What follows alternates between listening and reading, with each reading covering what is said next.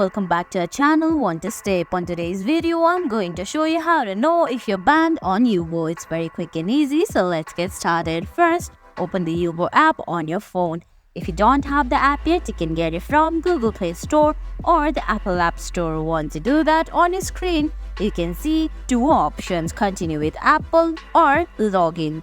All you have to do is tap on login and give your login details. If you can't log in for multiple times, or if you can log in and can't use almost all of the features, you'll know that you're banned.